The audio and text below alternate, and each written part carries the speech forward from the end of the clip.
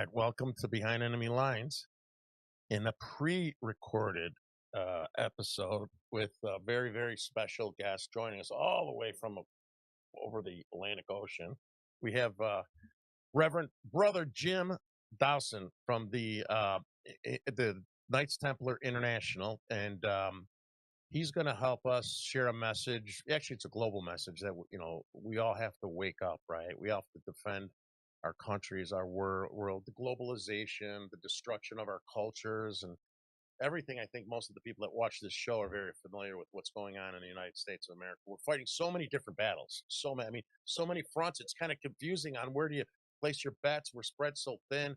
We have a hard time getting people excited and motivated to help us support this fight, which is actually a global effort. We're going to kind of bring that together today with some of the things that are going on overseas in Europe, and Jim's going to share that with us. So what I like to do is we're going to have Jim just do a little bit of deeper background on the intro on who his background is and who he is, right, his organization.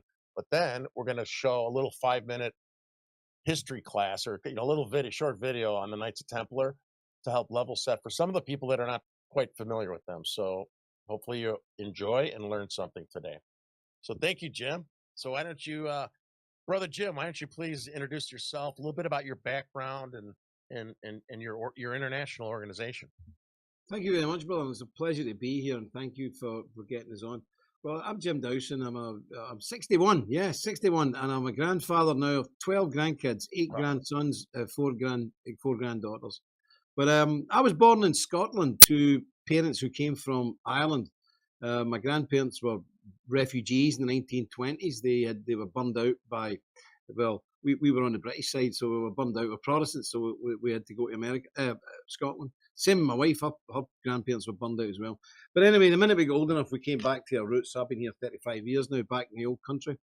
And I came here after the IRA blew up the Enniskillen War Memorial. I mean, this is like our national war memorial, and that special day. And IRA detonated a bomb and killed 12 totally innocent civilians. So I packed in my business. I was a successful young businessman, sold everything, got all the money, came here and joined the paramilitary forces to fight against the Marxists, because the IRA are not Catholic, they're Marxists, they're fanatical Marxists. They're in with FARC, they're in with Hezbollah, they're in with PLO. So I spent many years fighting Marxism here. I had to take up the gun, and ended up in prison and so on and so forth. During that process, I went back to my faith, because I was always very serious about my faith, but you sort of drift, don't you, when you're in your 20s. I went back to my faith, studied for the ministry, got into the ministry, Reformed Congregational Church, and from there I ran a few missions in the slums of Glasgow with poor kids and the druggies and the heroin smackheads and all that stuff. A rough old gig, but I thought, this is wonderful, the church doing this and giving me this opportunity. No, nobody else wanted to do it, so I cut my teeth in amongst the junkies in the hood. Not a pleasant experience. And then I got involved with the Knights Templars International because of my military experience on the ground at street level. We've done a lot of work in Kosovo, which the BBC exposed. We've done a lot of work on the Bulgarian-Turkish border at the Al-Nusra front when the Americans beat them up and the Russians beat them up in Syria. They were trying to escape through Bulgaria, through Turkey into Bulgaria, and then into Western Europe. And the government actually helped us, and we had armed patrols on there, and we weren't allowed to kill them. We weren't allowed to, but I'm not saying it didn't happen. But anyway, we would capture them and hand them over to the authorities, the civil authorities, and they would take them and do whatever they'd done with them. I don't know what they've done in Bulgaria, but it wouldn't be good. So that's where I came from. And the Templars, we do dress up. We have the robes. We do all this. We have our ceremonies. We've got churches in Poland, Spain, Hungary, not in Ireland, obviously.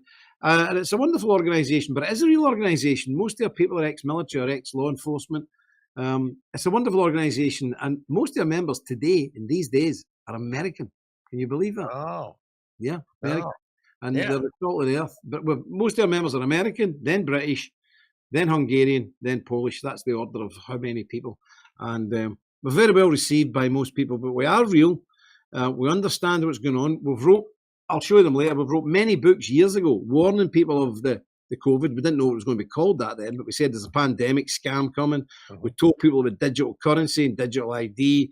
We told people at length what's happening with the West, the depopulation, the birth rate, the rise of the Islam, not just Islam, but the godless lefty woke, because they're even worse than Islam, Yes, actually. they are. Yes. Much worse. So we wrote books, to prove our point. These books are 6-7 years old, and they're all in there. So we've got a lot of very learned men, people, bishops, people who were involved with the church who have retired, they're in their 70s and 80s, and we consult them. I think our culture now is done away with listening to older people. We have a group of 9 people that are in this order. All of them are over 70. All of them are very wise. They've been church leaders or industry leaders or heavily involved in high up politics. Yeah. Drawing from all over the world, from America, from Europe, and the Far East. And these people advise us, and we listen to them. It's an order. It's not a democracy, the Templars. It is an order. So these people make the rules. We implement them. And that's it. It's really simple. That's interesting too. You said, about the age of and the wisdom in the age obviously is important. So I'm a member of the Joint Civic Committee of Italian Americans here, and I'm 64, and I'm like a young guy, right? I'm a young guy, and we're fighting to get our Columbus statue back, right? And so the Antifa, Marxist Antifa, we're going to come beat the Italians up. I can't get. And my question to you is, I can't get young people to come help. It's all like I was like the spring chicken. It's all, fathers and stuff fighting for what these young kids should be, especially in Little Italy. And, they used to be, where all the gangsters were from. No young guy showed up. None. It's like that all over the world now. I don't know if they're putting something in the water, but when I grew up in a very rough area in the east end of Glasgow, where the life expectancy today is still only 56 because of alcohol, drugs, and violence. And back in the day, gang fights were all over my street. But nowadays, yeah, you're right. They're putting something in the water that's taking the aggression out of young people. Now, people say that's a good thing. I think there's good points to it. But listen, what government doesn't want a placid youth? Because can I tell you, during the Troubles in Northern Ireland, the average age of the person arrested in the Troubles in Northern Ireland was 17 years old. Wow. That was the average age.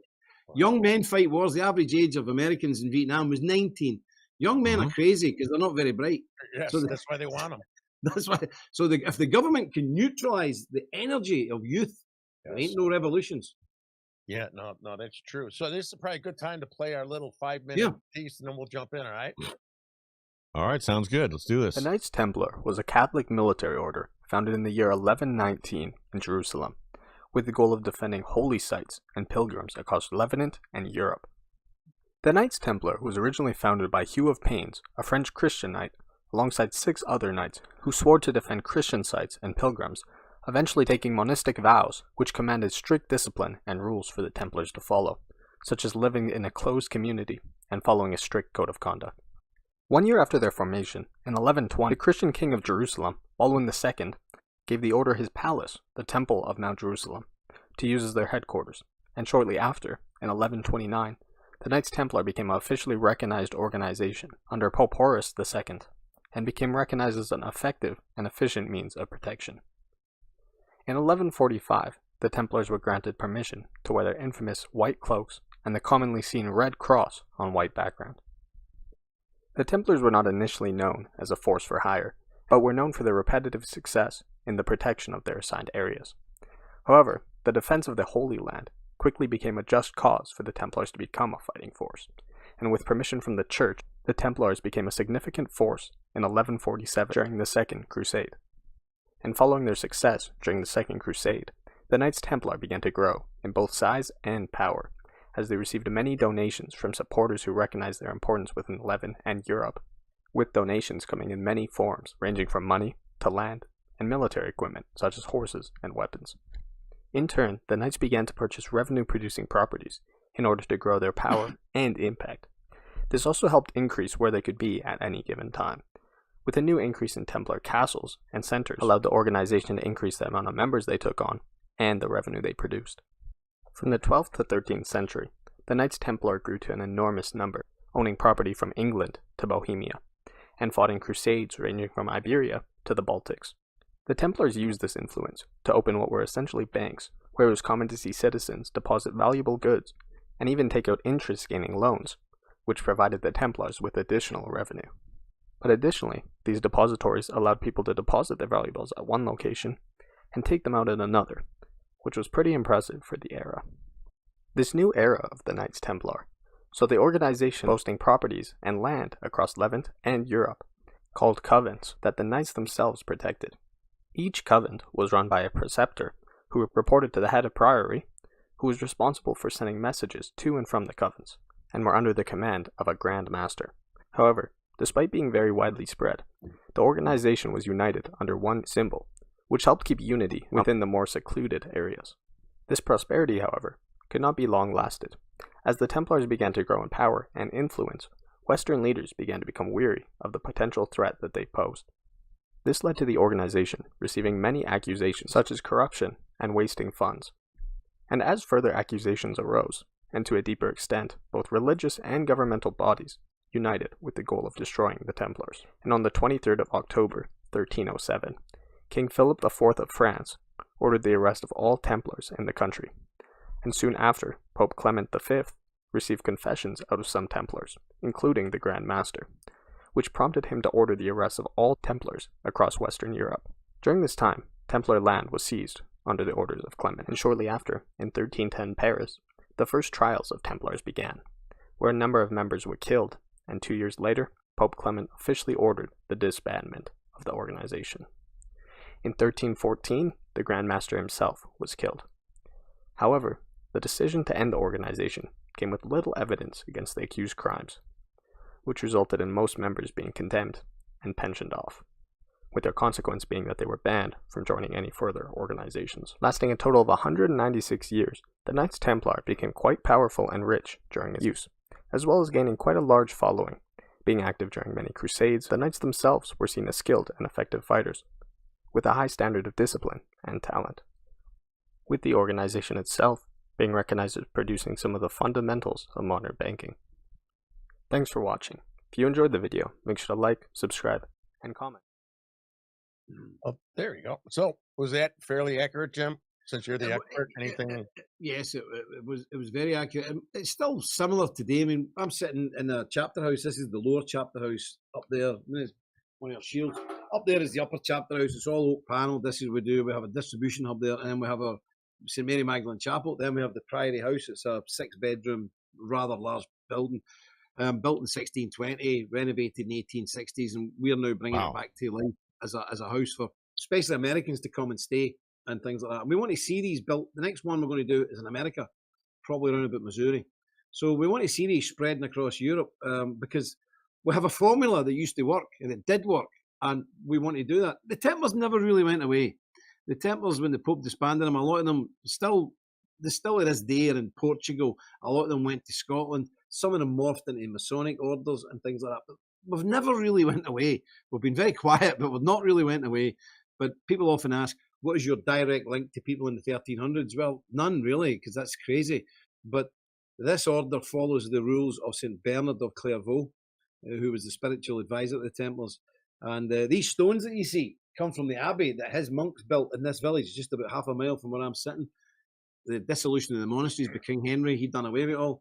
But our little chapel in this place was all built with the stones from that abbey. So these stones here have been here in Templar chants for 900 years, almost 1,000 years. Wow. It's incredible, yeah. Wow. So has there been a uptick in the movement and global acknowledgement, and like you said, the United States? Yeah. How's that been in over the last 25 years? Well, when we decided to go into digital stuff, come out the shadows, and this is why they brought me online, because most people who run the Templars, they're not coward, they're very brave men, but there's no point in them getting hassled from Antifa and Southern Poverty Law and all that. So I'm one of the faces. There's several of us who don't care. We're some of the faces. Yeah. But we went online in 2015, 10 years ago. And within a couple of years, we had the biggest religious Facebook in the world, beaten only by the Vatican. We even beat Hillsong. Wow. Everything was going great. We were bringing in hundreds of new members every month. And then Theresa May, the British Prime Minister at the time, stood up in the House of Commons, the Parliament, and said, the Templars are a dangerous organisation. Jim Dawson's a dangerous individual, and named a few other people. They need to be banned. And the next day, we were banned. And that was a revenue, because we had offices in Serbia, Belgrade, Budapest in Hungary, Wrocław in Poland, and Valencia in Spain. And what did those offices do? I'll tell you what we've done. In 2016, the Trump election, if you check out Jim Dawson, Donald Trump election, in the New York Times, we made the front page. They said our offices were about 30 staff pumping out pro-Trump stuff and anti-Hillary stuff, put 2 points on his election result. He won by 2 points. Very good. Well, good. Yeah, I see the BBC really doesn't like you. They call you the man behind the invisible man behind Britain's far right. Yeah, that's it. That's a compliment, right? Yeah. Well, they're crazy. They followed us to Kosovo. Now, when you go to Kosovo, you're in a different world there, my friends. And the paramilitary leaders in Kosovo, they said, "Do you want these guys taken care of? We'll just do away with them." And I says, "Please don't. This is too scandalous. Please don't." So I went and spoke to them, and they made this whole documentary how terrible the Templars were, because we took in tons of bulletproof vests, comms equipment. We in the West we run on sat nav. In the East they don't. They run on a Russian system, and it's illegal to take to buy the Russian stuff here. But we managed to get it, believe it or not, in Ireland of all places, and we took loads of them because what's happening here is the Christians in Kosovo are being murdered as they go and tend the fields during the day. They're being killed because there's no comms, everyone's down. So we gave them satellite phones, which is illegal. Speaking of bulletproof vests, I was at January 6th. Excellent. That's what you need. Well, and it wasn't for the government. It was for Antifa, which you earlier mentioned. Exactly. Nothing to do with the government. Exactly. Well, the thing is, the BBC were saying you took bulletproof vests and satellite phones. I said, your investigation team who were following me in the mountains of Kosovo had the very same vests and the very same phones. Well, these people are being murdered on a daily basis. And by the way, if you go to Kosovo, it's now a Muslim state. They've increased their population about tenfold. Yeah. And if you go there, all the mosques have stars and stripes. All the mosques have this flag. All the mosques have this flag flying from the American flag. We love America. We love Bill Clinton. All these crazy jihads are flying the stars and stripes because Britain and America attacked the Christian Serbs and allowed the Muslims to retake Kosovo. The Serbians would go through them in a week. They'd be finished. But you've got the Bond Steel American base there, so they are protected. And it's a narco state, and America protects it 100%. And that's a disgrace. Wow. Yeah, it is. Yeah. Speaking of radios, here's my Bofang from January 6th. All this stuff was in hiding in my dad's house until just recently because of, they're arresting everybody. We've got a flag. We've got a flag here from January 6th. I won't put it on air because it's all signed by the guys. They drove down from, I can't remember, one of the states, Tennessee or something. And their guys were there at January 6th, and the flag, and it's all shredded and ripped, there's burn marks on it, and we've got it. And all, I said, all our Templar boys signed their names on it. So we had it on the show one day, and somebody says, "Don't show that; they're arresting everybody." Right. I have me and my police officer friend went. He just retired. He's a year older than me. So I have the flag that I was holding. I have the flag that my buddy was holding. I got all this stuff for my twin kids. It'll be historic. We were there in the midst. We didn't hurt anybody. We didn't, we didn't go inside. We left at the last barrier of the police line and went back to our hotel. And it wasn't until we got back to the hotel, I'm like, oh my God, there's people inside. None of that was planned, Jim. I mean, none of that was planned. It was obvious, look, and I've got to say, and it might sound a bit controversial, but I think America's, because it's a new country. I mean, I got arrested once at big riots outside our city hall because they took the flag down, and I was there and I got arrested. I was on house arrest for 3 years, all this carry on. But those people who stormed the Capitol, if you're going to storm something, do it right. Do it the way the French would do it, or the Serbs do it. You storm it, and you know what I mean? There's nobody comes out. There was no one had a weapon. Yeah. There was weapons off site outside of DC. I was with the guy, the Proud Boys, the Oath Keeper guy. I was with all those guys. We were in the same hotel, right? I mean, I was, and everyone was dressed to defend ourselves against Antifa and Black Lives Matter. Period. Yeah. And then who goes to take over the most powerful country in the world in an insurrection with a flagpole and a Bofang radio and a camera? Nobody. Or a set of horns. You remember the guy with the horns? Yeah. Jacob Chansley. Yeah, I got pictures with him and stuff. So, so tell us about, maybe your goals and as well as the message, right? Part of why we have you on the show, many reasons, but about the message to America and what's going on. Because I said this to you before we got on the show. America, and this goes for the whole world, we are in a war. Most people Yes. don't know we're in a war, and we're losing the war badly. And it's time that we wake up and people act like we're in a war. Otherwise, I mean, they've already got a head start on us. We have a long way to go to try to defend our own countries, our children's future, and what men and women died for our different countries to keep it in place. And now we're losing it. Absolutely. Well, the message from Europe is just look at the state of Europe. I mean, we're done. We're toast. Yeah. And, politicians say you can cure it, remigration. You ain't remigrating anybody. Listen, I'm here in Ireland. The Catholics have tried to get rid of us for 400 years. Didn't happen. We've tried to get rid of the Catholics for 400 years. Didn't happen. All we've done is butcher ourselves, fill graveyards up. And now we're living in a kind of Balkanized country where they live there, we live there, we go on okay, we don't talk to each other, and that's it. That's exactly what's going to happen to Europe and Britain. There's 20 million of them in Britain now. 20 million. People say there's only 4 million Muslims in Britain. There isn't. There's about 10. But then there's all these other foreigners who will work with them. So any politician that says they can cure it, there is no political cure in Britain or Germany or France. It's over. It's civil war. And if we can fight well enough, we'll preserve what we can. We will have what we managed to hold on to, and that's it. Yep, I agree with you. It's done. In the United States, look at now, they're trying to fix what the Democrats, and they're fighting it tooth and nail because they don't want to fix it. They don't want to fix it. And you said, the left wing will use the Muslims and the blacks as their muscle, and that's what's happening. Yes. And I got friends, and you probably hear, United States and the guns, and we got millions of guns, right? And you got Republicans. Oh yeah, so I do believe that the Democrats are trying to start their second civil war in America. They're definitely trying to do that. And then you got guys, Republicans. Oh yeah, they start a war, but we got all the weapons. I'm like, listen, I can't even get you to sit next to me in a school board meeting and say porn don't belong in a kid's school. So don't tell me you're going to be out in the streets fighting these guys. You're not. That's the problem. They got the blue cities. They got the industrial cities, right? I mean, a lot of manufacturing went to China and stuff, but you got New York, you got California, you've got Illinois. And if we do get in another civil war, we're screwed. I believe we're screwed. Because the men have the courage. And then on the Democrats, they're just dumb and ignorant, and they're going to use the Muslims, the African Americans, the idiots to be their foot soldiers, while you got these dorks with AR-15s in their closet they've never, ever once shot in their life. Well, it's okay shooting an AR-15, and I've fired them. And the old Armalite. It's different. It's different when somebody's shooting one back at you. When it's a two-way range. And I do think you've got a point there. I think most people, well, certainly in Britain, it's the same. The English are toast. They don't have any social cohesion. However, I live in a village here of 8,000 people. We have our own militia hall, and there's 1 million Christians here, British Christians in Northern Ireland. We have 800 militia halls. 800 militia halls.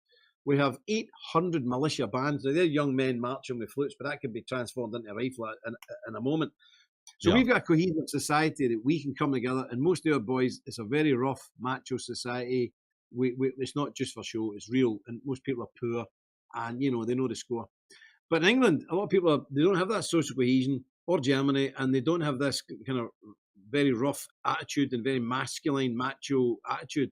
So we're going to be in big trouble. And I think in America, there's a lot of that problem there as well. A lot of Americans are very wealthy. They're very comfortable. They've been comfortable for generations. They live out in the nice countryside. They know their neighbours. They go on okay. But are they going to be able to band together to actually fight a civil war? And that's part of our job. Our job is to tell people, look, this is why we wrote these books. These are written by freedom fighters, some of them on the Irish Catholic side, some on the Irish Protestant side. What to expect?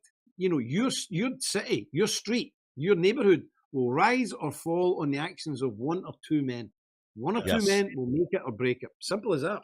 Mm-hmm. Well, I think that's why there's been such a big effort to break these organizations here, like the Proud Boys, the Oath Keepers, and others. And that's why we need somebody here to start getting people to organize and to work to push back effectively against the left, and to be prepared to take up arms if it does eventually come to that. Because, I mean, the left is very well organized. They can get their little blue-haired moonbats out in the street to use their bodies as human shields to stop ICE, go out there and play traffic cone at the drop of a hat. Our side is disorganized. We can't get people to go out and protest against anything, to raise their voices. They're scared because of the message that was sent following January 6th and then other actions by the government, whether that's going to be going after parents at school boards, anybody that would protest there, or anybody that rises up, organizes in any fashion.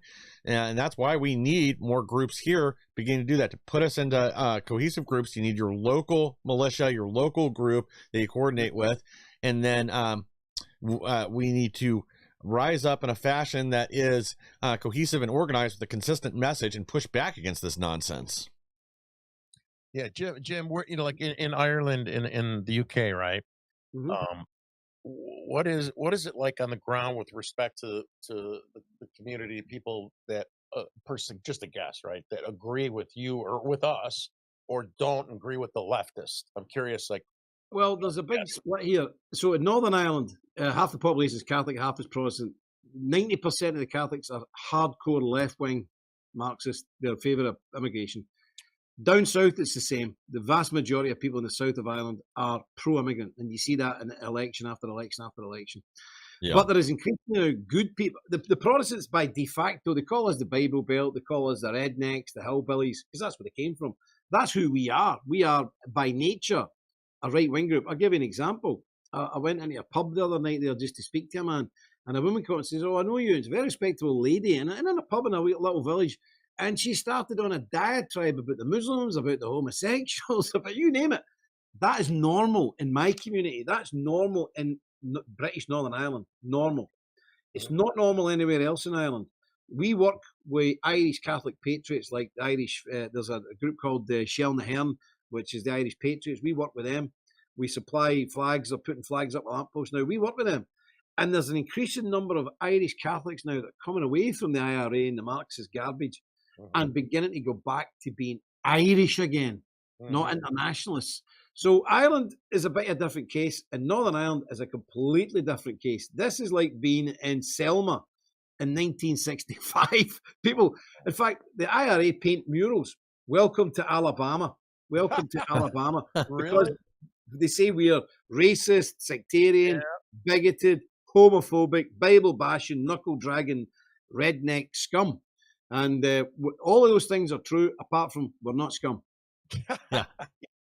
Yeah, the same stuff here. You disagree with them, you're a Nazi, you're a Marxist, you hate everybody, you hate women, and they control the narrative. And another question I'm going to lead to you is about the media, right? So I say here in the United States, I view that the American media is more dangerous than the communist media in China. And why am I saying that? Is because the people in China know it's controlled by the government and the military, right? Yep.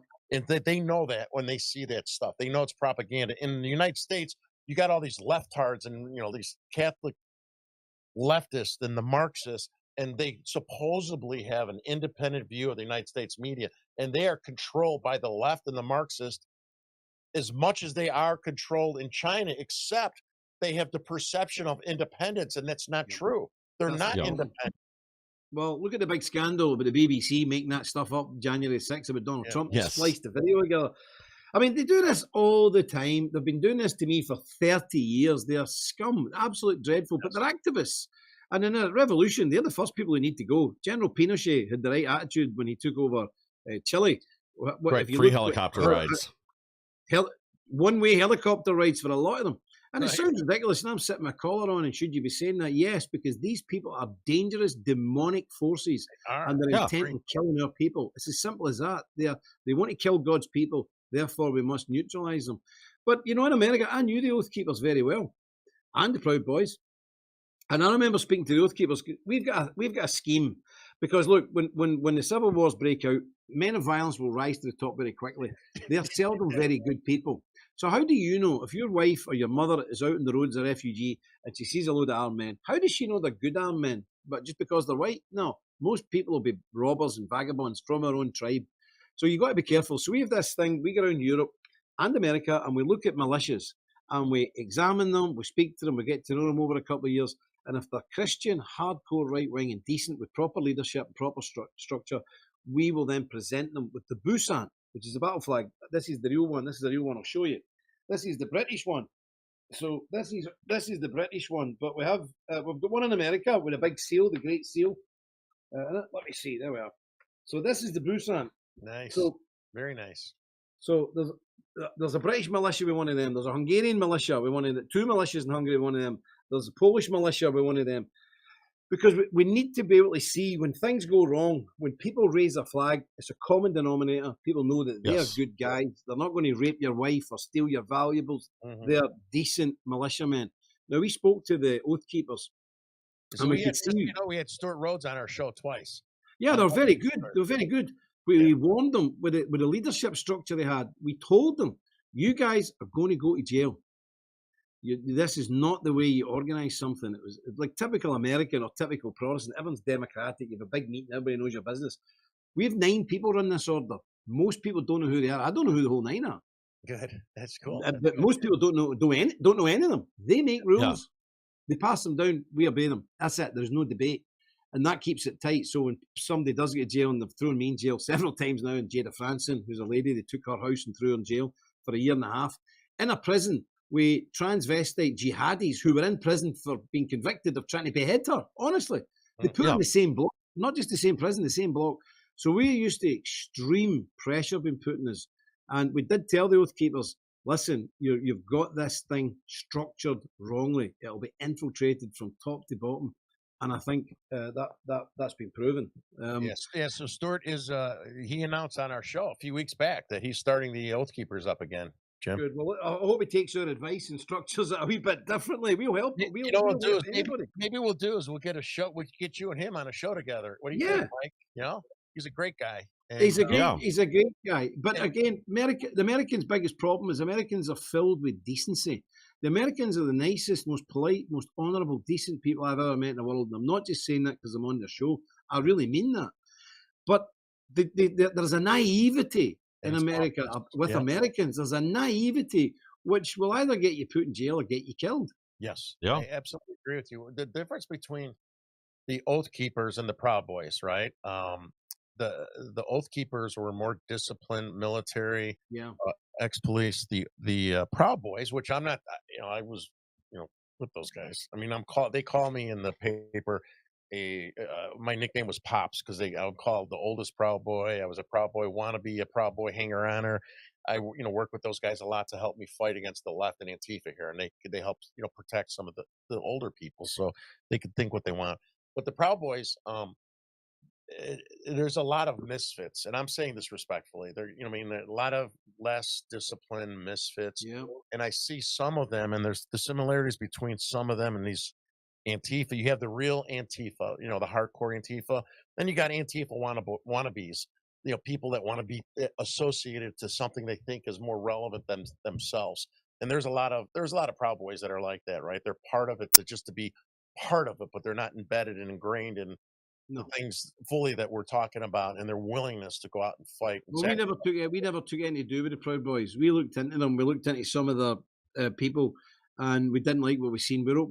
There's a website called altrightnotright.com, and we do a full appraisal of all these alt-right people. Is it Spencer, the guy with the Charlottesville? All of these guys, the Proud Boys, Gavin McGuinness, and all them people. We done a big expose into them. We did not like them, what we seen one bit. So we never took anything to do with them. But we did recommend people went with the Oath Keepers. We did endorse the Oath Keepers. They're good guys. Go with them. Just structured a bit naively. But the Proud Boys, we took nothing to do with them whatsoever. Yeah. Nothing. And I agree. And I give a lot of them their hearts are in the good place, but there's too many that are misfits that give it a bad name. So with respect to the Muslim invasion of America, this has been going on, and they've been the Muslims haven't kept this quiet. I mean, they've been bragging about doing this forever, right? And now it just kind of hit the surface of the United States in the last few years, and especially with the legal invasion of America was mostly South Americans, right? Mostly. And I think the Catholic Church wanted to fill their pews. The Democrats needed votes. The Catholic Church needed their pews are drying up. Parishioners, they're getting fed up with them. But like I grew up in 87th and Cicero. I went to Oakland High School on the southwest side of Chicago. My high school, I had a reunion 10 years ago. I ran the reunion. I talked to my dean, and he was still there. And I'm like, he goes, Terry, he goes, you can't believe how much your high school changed. I kind of knew the Muslims took over my community, and you got the strip malls, you got all Arabic everywhere, everywhere. He even said, he goes, you know, there was a bathroom, an unofficial, unsanctioned bathroom that only Muslim boys can go into, and they're not assimilating. So when my grandparents came here, and my mom and my aunts and uncles, they didn't teach them Italian. They wanted them to become Americans, and they were proud. My grandfather came in 1920. He had to sign paperwork. Prince Fernando, something, King of Italy at the time, and denounce him, and that he's going to support the Constitution. He wasn't a polygamist. They don't do any of that stuff now. I mean, in fact, the Democrats want him just to walk in, you know, and then we're trying to protect our borders, and then they, like people like us that want to protect our borders, and we say, okay, well, they came in here, but they didn't commit crime. Well, that's not the way the law works. You don't have open borders, and if you slither into our border, you don't get caught, you don't get a crime that's okay. Then what kind of message does it send to anyone all over the world who wants to come into our country? Well, you've committed a crime by entering illegally. You're already a criminal. Yeah. You know, you're a criminal. But you need to be careful. You're about 15 years behind us now. I'm going to talk in crude terms now regarding demographics. So I'm not a mad white supremacist, but I have to just break it down. The white population in Britain, when the 1945 baby boomers, they're now all in their 80s. They're dying off big time. I'm a 65 baby boomer. We're the biggest generation ever. Yeah, you're the last year, right? Yeah. So when my generation starts dying, which is happening now, I'm 61. Yeah, I'm 64. Yeah, I'm there. The white population in Britain in the next 40 years will half. Okay, it's the exact same for America. The white population in America over the next 40, 50 years will half. Okay. Now, the other people are growing. The Muslims don't need to be equal numbers because they're a lot younger. Their demographics are, the average age of a Muslim in Britain is 17. The average age of a white guy in Britain is 48. So this nonsense, well, they're nowhere near our numbers yet. No. If they get to 20% of your under 40s, they're in control. Now, what will that look like? In Britain right now, there's about 40 million white people, 60 million population, 40 million white people. Out of that 40 million, we've probably 10 million under 30. They're already sitting officially at 5 million, so they're already half of it. But it's not that; they're much more. So they can snap their fingers tomorrow and they take over Britain. And that is why the police are appeasing them. And if you look at places like Bradford and some of the Muslim towns, they're building police stations the exact same design as they're built in Belfast. They're barracks, they're defendable positions. They know it's coming, but they're not ready for it. So they just keep appeasing the Muslims because they cannot start a war with them because we can't win. We've only got 30,000 soldiers in the whole British Army that we can deploy. Oh that's concerning. Listen, when the trouble started in Northern Ireland, there was 28,000 British troops, 8,000 policemen armed, 8,000 reservist army guys who were from my community, plus all the Protestants were armed and ready to go. And it took us 30 years to get rid of the IRA. If this kicks off in England, it's over. Nobody can control it. But they're going to do the same in America. Yes, you have over 1 million Muslims now in New York. You have Dearborn. I mean, look at that place. What's going on there? It's like Basra. It's horrific. You have got Texas now. I think there's over 30 mosques opened up within 100 miles of Austin. Yes. It's madness. There's 2,500 mosques in North America now. I just saw that. 2,000. We've got 3,600 in England. Oh, wow. 3,600 in England. There's a guy named Jake Lang that was at January 6th that was up in Dearborn this week. Did you guys see him in any of his news? I've seen him. Yeah, I've seen him. And he I think it's kind of funny, but you know, they insult the Catholics and Christians all the time, right? I mean, it's okay. Yeah. He was slapping the Quran with bacon. Oh, they don't like it. No, they drove him nuts. And then I didn't even know this. I mean, I knew how bad it was in Dearborn, but even the squads that showed up had Arabic writing. They added it to their police badge a few months ago. And then he said the Sharia police showed up, as well as the regular police. First, the Sharia came and talked to him. Then it got really rowdy, and then the regular, real police came and protected them. That should not ever, ever happen in America. But, you know, the fortunate thing for you in America and us here is, you know, our grandparents, great-grandparents were immigrants or whatever, but they wanted to assimilate. Thank God, and I mean that, thank God the Muslims don't want to assimilate, because I'll tell you what assimilation is: annihilation. Because they're going to outbreed us anyway. So assimilation is annihilation. What we have to do is do what the Irish Catholic Church done in the 1860s when they realised that their people were getting sucked into being English. So they invented their own games. They resurrected their own language, and they deliberately tried to make everything Irish completely alien to English to keep a grip of their own people. We need to do that. We need to make sure that our people are so different from them that there can be never any coming together. There can never be any coming together with us and them. We must be absolutely polarized in our opinion. There can be no hands across the barricades. It must be them and us. And the only time we meet is on a battlefield. That's it. Yeah. Go ahead, Mike. Yeah, agreed. I really think this is what the left, you can call it the red-green axis, you can call it whatever you want, but this is that intersectionality. That's what we're seeing here. That's what we're seeing in Europe right now, is this globalization effort where you take all these different groups that don't have aligned interests, but they work together to destroy that country's cultures, traditions, and values. And then here, what we're seeing now with this open borders we've had, well, in the UK, same thing with all the boat migrants. Now we're seeing that they're now controlling a lot of these communities where they've gotten into and established power. The big one everybody's talking about now is New York with Zoran Mandani, all the other Muslims moving there. They're going to make it a international city. But like you guys mentioned, Dearborn, just totally out of control. Texas, now you have two areas in Texas that have Sharia police. This should never happen. That's completely unlawful, but we're letting it happen here. And in it's going to be happening in New York, and it's happening in Dearborn, Michigan, Minneapolis, Minnesota. I mean, I've seen videos now with them playing the call to prayer in New York at 5:30 in the morning, and this has to stop now. But I don't know, again, if our side has the will to fight and actually do what it takes, or if we're just going to point and laugh, and then the problem gets even worse and spreads to more areas before we know it. It's overwhelming. So we've got to start fighting now. You have these New York young leftist idiot women talking about wanting Sharia law and stuff in New York. They thought it was cute, and they're singing a Sharia law. So, I mean, these are the same leftists that want equal rights for, women's rights and stuff. And I think we all agree with that. But they're the same on the left who can't even decide or define what a woman is, or want men to compete with women. And then they're okay with this Muslim Sharia shit where they wear burqas and stuff, right? And, depending on their type of religion. And that is supposed to be against everything these leftist women want. Absolutely. Well, a lot of them in this country, sadly, there's quite a big conversion rate now in this country. Women coming from that kind of background, converting to Islam because they suddenly realise that they do need a strong man. But the problem is with Britain, and I've got to say this, and I don't like saying it, there are very few strong men. Most of the young men are toy boys. I don't know what they are. I look at people now and again, I think, is that male, female? What is that? And they're so androgynous, They're 35-year-old and they're living with their mum.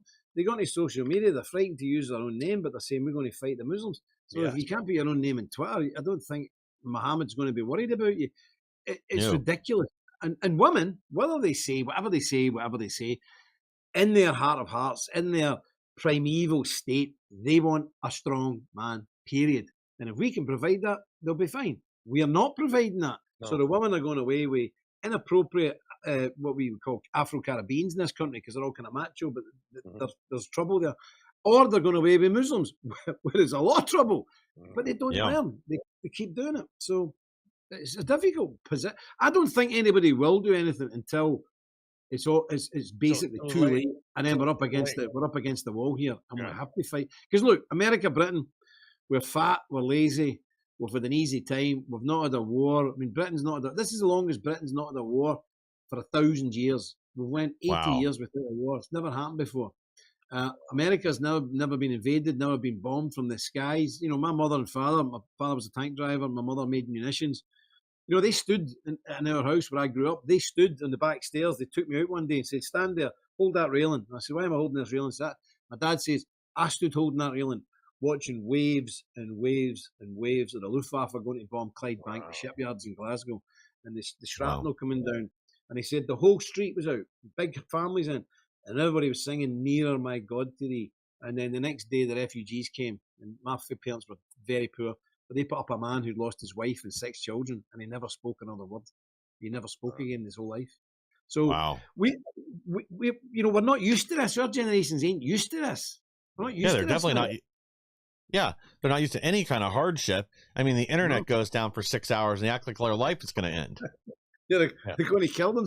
Well, it's funny, when we had the troubles here in Northern Ireland, it was pretty rough because the terrorism here was very up close and personal. Your neighbours from the next field, we don't have miles of fields, the next field is like 300 yards away. It was his family killing our family, and my sons were getting buried because his sons were killing them, and vice versa. It was very personal, a lot of stress on us. But we had half the suicide rate of Britain. Our suicide rate was half. When the trouble stopped, we now have the same suicide rate as Britain. Isn't that interesting? Wow. So when you've got nothing to worry you, you become self-obsessed. Oh, my teeth aren't right. My boobs aren't big enough. Oh, my hair's not right. I'm a bit overweight. You start obsessing internally, and that leads to complete destruction of yourself as a human being. If you're worried about a war, guess what? I mean, war's some of the best memories I've got, and I don't mean that. I sometimes feel guilty about that, but the comradeship, the sense of purpose, the feeling of being alive because you could be dead within the next 10 minutes. Just, guys that have been in combat will tell you that, but you do feel terribly guilty about it. But we need some real problems. Yes. We need some real problems. There's when your life's in danger, there's a adrenaline rush outside of all the reasons why you're fighting, and you don't get that anywhere else in circumstances. I was never in the military. I came out recently after, I lost my job at 22 years, a big international French company, because of my politics, as you would expect, right? And I got recruited by older mob guys when I was 22, so I was involved in. I changed my life. So I mean, I changed my life. I haven't gotten in trouble. I went to state and federal prison, but I was in. We made money and all these other things, but there was an addiction, and I think it's the same type of addiction to the excitement, the fear, the same thing that the police, the military, or even bad guys would have. And there's some commonality across that. The excitement and the adrenaline. It's hard to explain, man. Like when your life's on the line, and I'm not saying kids should want to do that, but you never replace that. No, well, an old Catholic priest once said to me, he was a combat guy with Americans in Vietnam, and he said, unless you expect to be killed at any moment, you've never really been alive. Yes. Sure. And I thought, I'll take your word for it. he was a great old guy. He was an Anglican at first. He was an Anglican, and he was in a big war situation in the Korea War. He was in a war situation and get captured and all sorts of horrible things done to him. And he then converted from Anglicanism to Catholicism and became a Jesuit. He was a very dear friend of mine, and he was the most humble, quiet little man ever. And of course, I'm a Calvinist. I'm a rip-roaring Protestant, and he was a mad, devout Jesuit. An old-fashioned Jesuit, not the modern commie type. And me and him got on the best. He was one of my closest friends and vice versa. And we loved each other very much indeed because we were sensible people. We understood what needed to be done. And what I like about a lot of Catholic priests is that they know the score and they know what needs to be done. I'm talking about the good ones. Where a lot of Protestant pastors are stupid. They're very silly. They're like overexcited teenagers. There's something wrong with a lot of Protestant pastors, especially in America and here. They're up there dancing about, ranting and raving and shouting and bawling, and they've got their jeans on and their nice casual tartan shirt and hey man and all this. You're supposed to be a minister of God's holy word. Behave like it, please, if you don't mind. And this is why my church demands that I dress like this. I'm not allowed not to dress like this. And this is the right way. No, I really don't like the evangelical word in America. I don't like it. Yeah, I was just at the Ice Center in Chicago. You probably see it on the news all the time, all the conflict. Oh, yes. I watch it every night. It's wonderful. Yeah, I was dressed up. I dress up in Antifa there, and I take stories you'll crack up. And I work with Tom Holman's guys, but they had a week and a half ago, there was over a couple dozen pastors that were there, right? Oh. So about a month and a half ago, there was this one pastor that was shot in the head with a pepper ball. Did you see that? Mm-hmm. He was looking up at one of the ICE agents, and he wasn't listening. And they don't show all the things that led up to it, right? So this pastor, who I have video of at the DNC convention with Antifa and stuff, he's an activist. He's not even, and so you see the pepper ball hit his head, and he goes down. I was laughing my ass off. And then last week they had a couple dozen pastors, different types from all over Chicago, to try to make the ICE officers look bad, right? And then as they were getting dragged away by the police, and you see, tattoos all over their hand and jeans, and those guys are fake pastors. They're not, they're there. They were there to try purposefully to make it look like these guys were abusive, and they weren't listening to law enforcement. And like the Democrats like to say, nobody's above the law. That includes you fake pastors, all tatted up, freshly out of prison. And there's, Yeah. I'm not criticizing. I went to jail myself. No, so I've been to jail many yeah, times. I'm being sarcastic. I'm not, but Yeah, I of mean, we're course. not like a typical, true-blooded priest or pastor, or man No, of the look, cloth. They are activists. you won't see those pastors, those so-called pastors outside the abortion clinic. I spent a lot of time in America with Father Marks, HLI International, and all that, outside the abortion clinics, and it's been really rough at sometimes. And I remember him telling me, "Don't cooperate. Cooperating with your arrest is illegal for you. Don't do it. So just lie and they pick you up." And they were picking us up with nunchucks. This was in the 90s. They were battered. They were really hurting us. And of course, the old Catholic boys, they stood their ground. Some of the Reformed, Presbyterian, Calvinist guys, they stood their ground. But all these so-called pastors, these happy, clappy pastors, they were screaming and getting out. And then they said, I said, what's wrong with you guys? They said, this can't be of God, or we wouldn't be getting hurt. I said, do you realize what they've done to Jesus? Do you know what they've done to all the disciples? They were all beheaded, hung upside down, boiled in oil. What's the matter with you guys? They're fake. They're fake. They're there for a good time, and that's it. I tried to track down. There was 2 Catholic priests there. I got there a little bit on the back end. I was gonna ream them out. Yeah. I was gonna say, you know what? You guys are responsible for all this here, all this stuff you're whining about with ICE and the mistreatment of these people. Oh, and they're all fearful and all this crap. You guys brought them here. I got, man, I got inside the ICE centers, Jim. I'm Italian. I got in because they thought I was Venezuelan. I see the metal detectors, wands. They're supposed to be innocent asylum seekers. Like, I never been to a hotel where I had to go through a metal detector and a wand. They're bringing in guns, drugs, and everything. Yeah. The Catholic Church, and I got all the FOIAs from the city of Chicago. They're so culpable in this stuff. They're giving them leases. They're signing their gas, their electric. Yeah. They're shipping them around the United States. If you want to go see a friend in New York and move there, we'll pay for them and they'll fly them over there. The Catholic Church was the distribution arm of the cartels from Mexico. They would pick them up on the bus and drop them off in Chicago. And I had guys translate for me. I was in front of the end of Chicago. I had my Mexican buddy ask the Venezuelan guys. I go, "Hey, I'm Catholic." I'm pretending, right? Like I'm on their side because I know they're all Catholic. And so my buddy translated, and I said, "Is Catholic Charities helping you here?" And they translate, and they said, "Yes." I go, "Did Catholic Charities help you at the border?" They said, "Yes." I said, "Did you have to pay the cartel to get into the United States?" They said, "Yes." So basically, instead of moving drugs, my church was moving illegal criminals as well as some nice people. They're the distribution arm of the cartels to destroy America.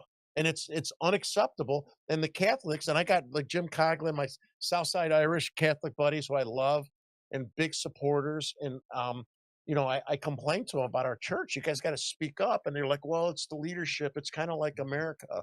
Our politicians are bad. It's the top leadership. I go, but you guys can't be silent. You're culpable by allowing.